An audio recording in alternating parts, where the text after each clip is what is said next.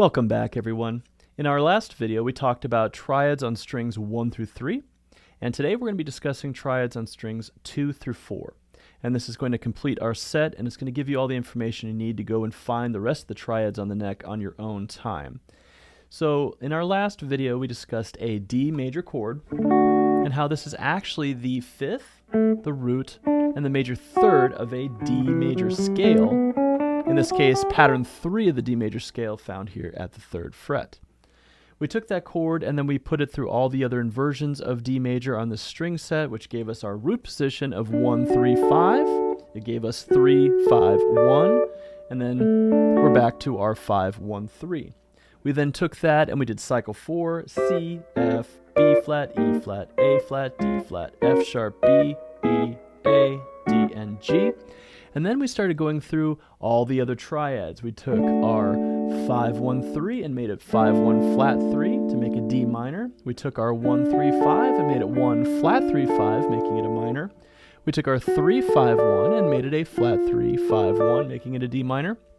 And then we also took our minors, lowered the 5th, so we got D major, D minor, D diminished. Over here we had D major, D minor, D diminished. And then we had a D major, D minor, D diminished. And we took all of those cycle 4 as well. We then went through and did them in key: D major, E minor, F sharp minor, G major, A major, B minor, C sharp diminished, and D major. Okay? So that's kind of a recap of what we did last time. And we also discussed coming up with little lines and stuff using those triads. So I hope that you guys have been practicing that and noticing just how those triads are actually on top of our major scales. If I play pattern 6 of the D major scale here, you should be able to see all those different triads there. There's a G major, there's an A major, there's an E minor right there. We have all of these triads inside our scales. Okay? All right, so turn your attention now to the diagram on the screen, which is going to be triads 2 through 4, strings 2 through 4, okay? And so I'm going to start off today with A triad. We're always starting off with something you already know. Now this, with an A major scale in that location, the A major scale here would be pattern 6, starting on the F sharp. So F sharp, G sharp, A, B, C sharp, D, E, F sharp, G sharp, A, B, C sharp, D, E, F sharp, G sharp, A. Now if we do that, our 6, 7, 1, 2, 3, 4, 5, 6, 7, 1, 2, 3, 4, 5, 6, 7, 1, you're going to find that this A triad is actually 5, 1, and 3. So that A triad is going to have be a second inversion, okay? Now, when we go to the next triad, we're going to get 1, 3, and 5. This is inside of your bar chord here at the 5th fret. And then the next one, we're going to get the first inversion A triad, which is found here at the 9th, 10th, and 11th frets. There's a little phrase, for example, I'm using that triad and kind of walking it down the scale into this chord we all know and love, which has that triad in it, okay? So again, we have the second inversion because the 5th's in the bass, root position because the root's in the bass, and first inversion because the 3rd is in the bass, okay? Now, what we can do as well is take these and move them through cycle 4. If I wanted this as a C triad, there it is, or an F. I'm just looking for that middle finger, which is the root, right? So if I'm doing A and I have 3, 5, 1, that 1 on the B string, I can follow it around to find all 11 of the other triads, right? So C major, F major, B flat, E flat, A flat, D flat, F sharp, B, E, A, D, and finally G. And we can do that with all of them. Here's my A, so that would be, here's a C. You can use this bar chord for reference. So C, F, B flat, E flat, A flat, D flat, F sharp, B, E, A, D, and G. Lastly, we can take this root position here, and it's kind of like just finding those bar chords all over the neck, right? So I have C, F, B flat, E flat, A flat, D flat, F sharp, B, E, A, D, and G. Now we're going to do this cycle 4 thing for all of our triads, whether we're doing our majors, our minors, our diminished, or the augmented, which we're going to talk about a little bit today. Okay, so next what we're going to do is we're going to take each one of these and we're going to turn it into a minor. Because I've memorized that this is 5, 1, 3, take that 3 and lower it. That's why we get A minor. That's why your A minor looks like that, okay? Over here, in our root position, A major chord, we're taking that C sharp on the middle finger and lowering that to get C natural. That's why it's inside of this bar chord here. Up here, we have that C major. The third is on my ring finger. I'm going to lower that by 1 fret. So I have the C natural here. It looks like a little triangle shape. Okay? So we'd have A minor, A minor, A minor. Okay? If I wanted C minor, I would just do the same thing, but I'm using a different string as my guide for that. So that's kind of found inside of this thing, right? And then this kind of found inside that bar chord, and then this. I'm just looking at the B string on my ring finger. So if I wanted Fs, F minor, F minor, F minor. If I wanted B flat minors, B flat minor, B flat minor, B flat minor. If I wanted E flat minors, I'd go E flat minor, E flat minor, E flat minor. You get the idea. And you would work through all of those cycle 4.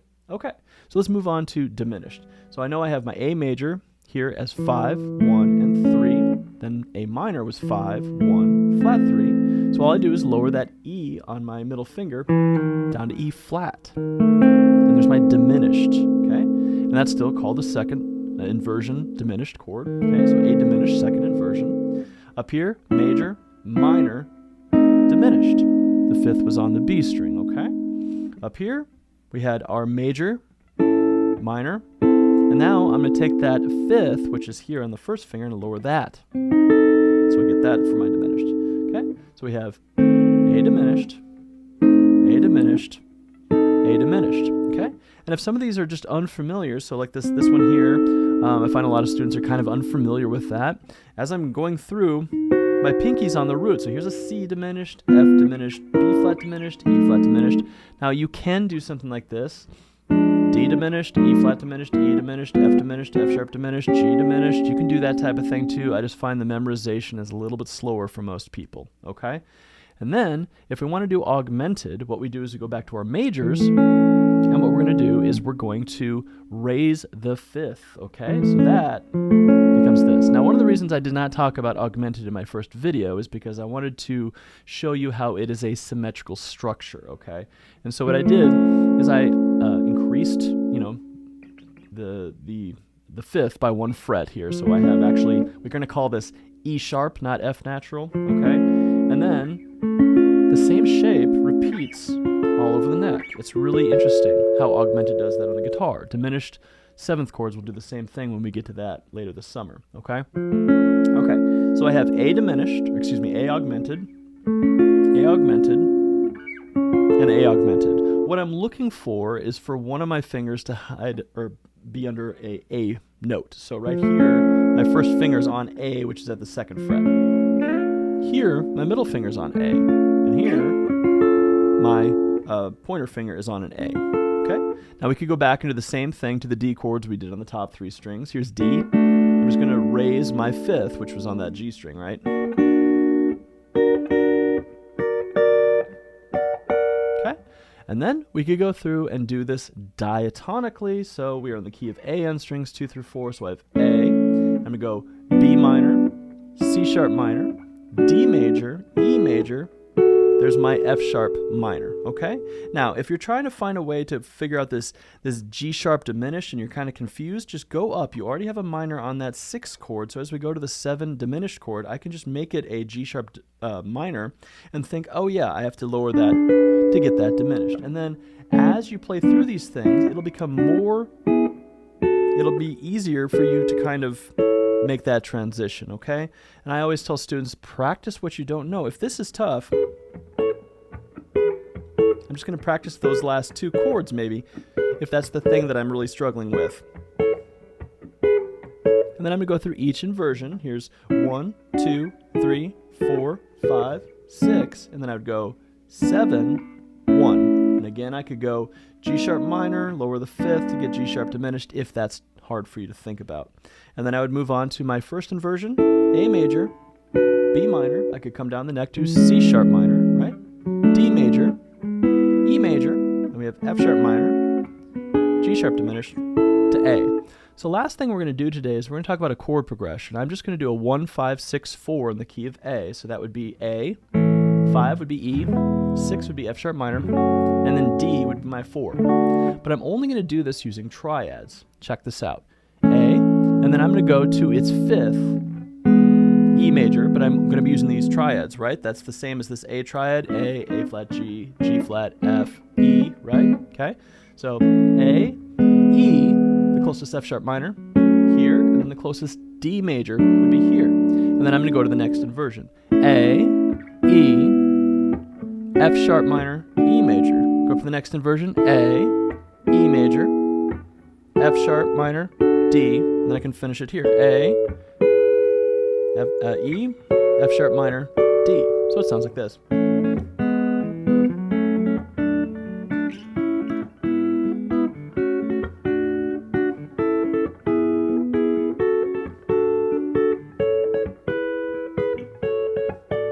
I can also double up on the harmonic rhythm.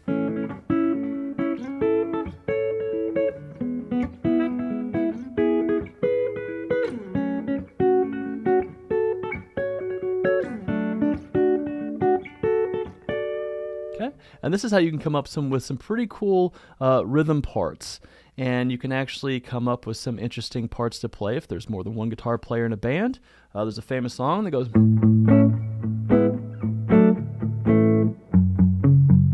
You get the idea, right? Not going to play it. I don't want to get demonetized. But I could take that crazy song and I could move it up here.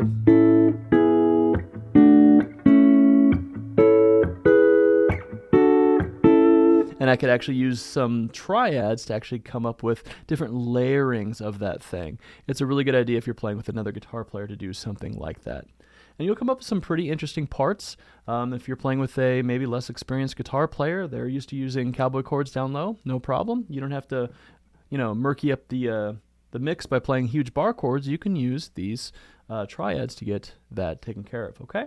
And they're also great for locating structures on the guitar for improvisation. We'll be talking about that later as well, okay? So be practicing that in all 12 keys every day. Of course, add that to your triad regimen. I like to do strings 1 through 3 and 2 through 4 at the same time. And we'll be using this to kind of explore the rest of the neck, okay? And so you can use both of these methods to get the triads and the other string sets as well. So I hope this has been helpful for you. And if it has, go ahead and like and subscribe and share this with whoever you like. And that helps to grow the channel. Also, my Patreon information is in the description below. And you can reach out to me if you're interested in lessons. I do those over Zoom as well. All right. Well, thanks for joining me today. Next couple of videos are going to be starting to get into modes, modal harmony, and all of those wonderful sounds. A lot of big questions there a lot of guitar players have, and I look forward to helping you guys all with that. So, all right. I am signing off. I'll see you in the next video. Have a great day. Peace.